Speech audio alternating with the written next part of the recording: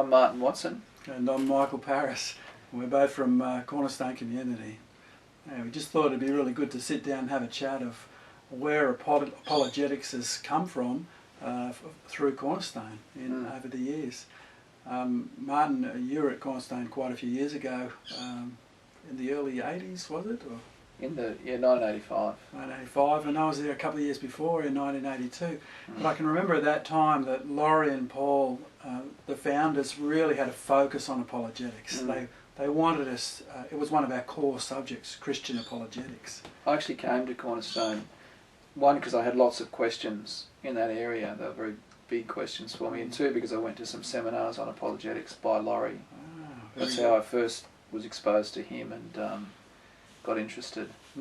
Yeah, well, it helped me so much just to have a firm foundation for what I actually believed. And I remember he used to say it was so important to know what you believe and why you believe it. Yeah.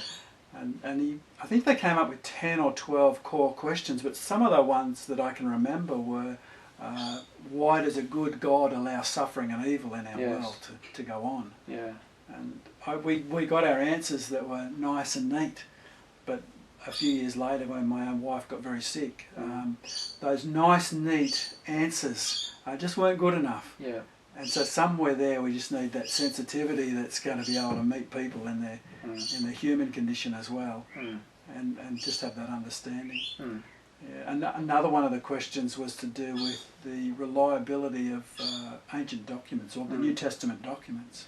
Yeah, when I was at university and was confronted with people with very different beliefs, and thought, how do I know what I have been given is actually real? How do I know that God even lived? How do I know that God even exists? How do I know that Jesus even lived? I thought, well, the claim is that Jesus is showing us God. So the reliability of those documents in the New Testament, especially the Gospels, is the big question. And then the second big question was, did he or did he not rise from the dead? Because if he didn't, he's dead. Can't help us anymore. And it also is like a big disclaimer. It disproves the whole thing. But if he did rise from the dead, then this authenticates the revelation from God. So I don't need to look any further.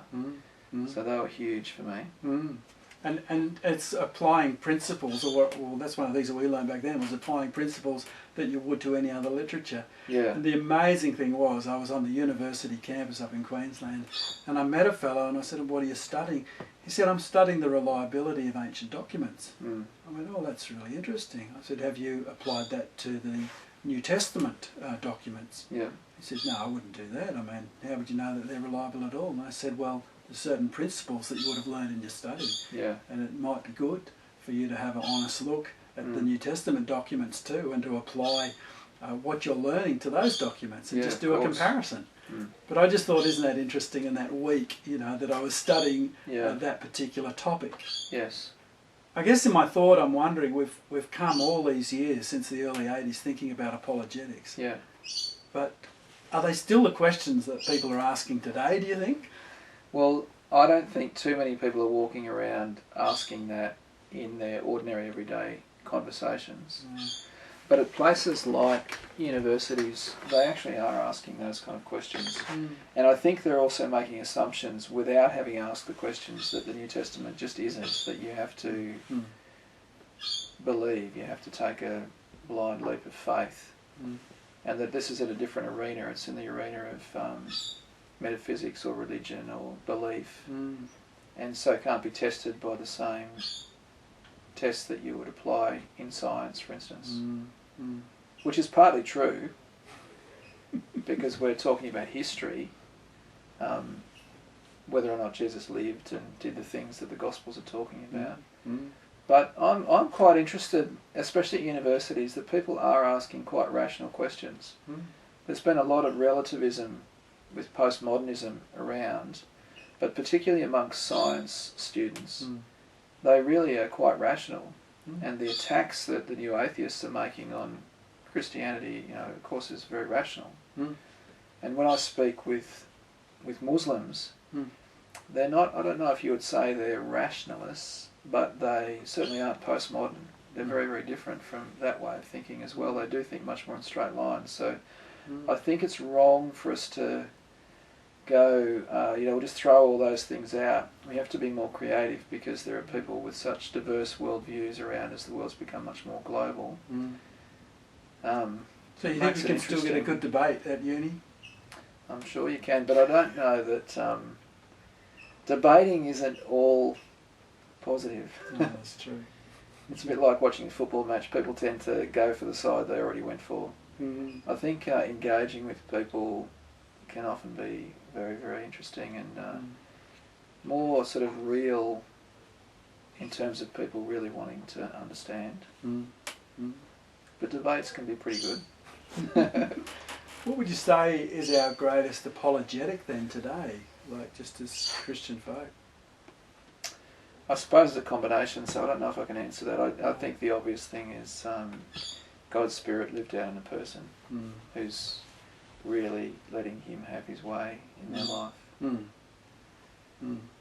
That needs to be explained as well for people, because they might really be attracted to a person like that. But as Peter said, we need to always be ready to explain the reason for the hope that we have. So apologetics is still relevant for us today. Well, it's very, very relevant, yeah. We just have to change a bit. We have to be sharpened up to the culture today that we live in. Well, yeah, and I think too, one of the things that I enjoy about it is because people are different and they have very different worldviews and ways of thinking and life experience, that understanding the particular people that we're talking with, particularly if it's one-on-one, that enables us to respond well and not just to assume they're going to be postmodern or they're going to be this or that, but to have different approaches for different people. Oh, that's good. Yeah.